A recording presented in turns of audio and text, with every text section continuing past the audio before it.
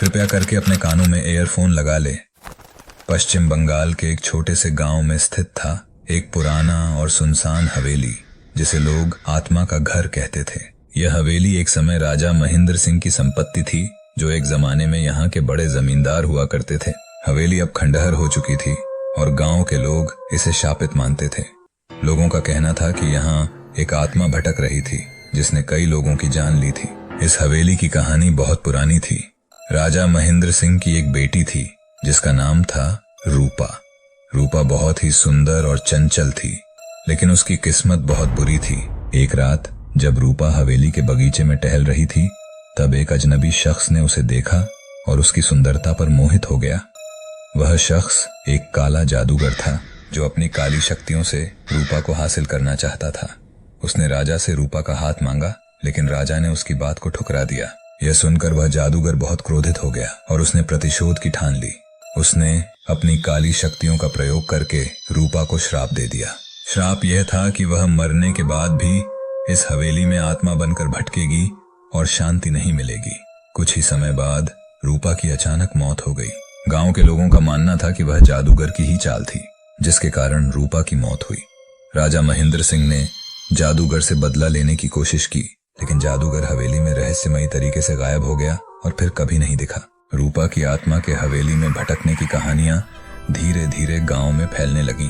रात के समय हवेली के पास से गुजरने वाले लोग अजीब आवाजें सुनते थे। कभी किसी के रोने की आवाज, कभी किसी के हंसने की। कुछ लोगों ने तो दावा किया कि उन्होंने रूपा को सफेद साड़ी में देखा, जो हवेली के गलियारों में चलती रहती थी। एक दिन गांव के कुछ नवयुवकों ने फैसला किया कि वे इस हवेली की सच्चाई जानेंगे। वे रात के समय उस हवेली में घुसने का साहस जुटाकर वहां पहुंचे। हवेली का माहौल बहुत डरावना था। पुरानी दीवारों पर धूल जमी थी, खिड़कियां टूटी हुई थीं और फर्श पर जगह जगह झाड़ियां उगाई थीं। हर कदम पर ऐसा महसूस होता था कि कोई उन्हें देख रहा है। जब वे हवेली के अंदर पहुंचे तो अचानक हवेली के दरवाजे खुद ब खुद बंद हो गए। सबके दिल में खौफ भर गया। एक युवक ने दीवार पर लगे पुराने तस्वीरों को देखा और उसे लगा कि उन तस्वीरों में मौजूद आंखें उसे घूर रही हैं। डर के मारे उसकी सांसें तेज हो गईं। तभी अचानक एक ठंडी हवा का झोंका आया और सबके शरीर में कंपकंपी दौड़ गई। उनमें से एक युवक ने साहस जुटाकर कहा, यह सब हमारी कल्पना है, यहाँ कोई भूत प्रेत नहीं है। जैसे ही उसने ये कहा, हवेली के अंदर जोर से एक चीख गूंज उठी। ये चीख इतनी भयानक थी कि सबके कानों में जैसे आग लग गई हो। सभी युवक डर से चीखने लगे और हवेली से बाहर भागने की कोशिश करने लगे, लेकिन दरवाजे बंद हो चुके थे। अचानक एक युवती की छाया सामने आई। वह सफेद साड़ी में लिपटी हुई थी और उसके बाल बिखरे हुए थे। उसकी आंखें बिल्कुल खाली थीं, जैसे उसमें कोई जान ही न हो। यह रूपा की आत्मा थी। वह धीरे धीरे उनकी ओर बढ़ने लगी। उसकी चाल इतनी धीमी और डरावनी थी कि जैसे हर कदम के साथ मौत करीब आ रही हो। युवकों ने मदद के लिए चीख पुकार मचाई, लेकिन हवेली के अंदर उनकी आवाजें कहीं खो गईं। रूपा की आत्मा ने एक युवक को अपनी ओर खींच लिया। वह युवक जोर जोर से चीखने लगा, लेकिन उसके शरीर में जैसे कोई जान ही नहीं बची थी।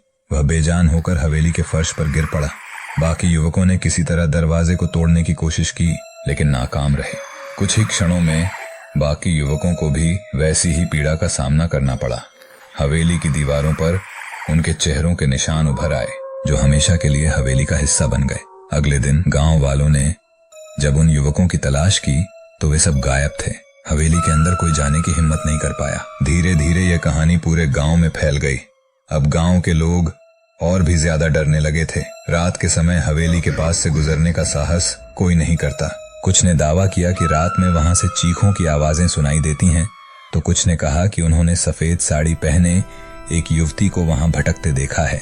गांव के बड़े बुजुर्गों ने बताया कि जब तक हवेली को शुद्ध नहीं किया जाएगा और रूपा की आत्मा को शांति नहीं मिलेगी, तब तक वह आत्मा लोगों को परेशान करती रहेगी।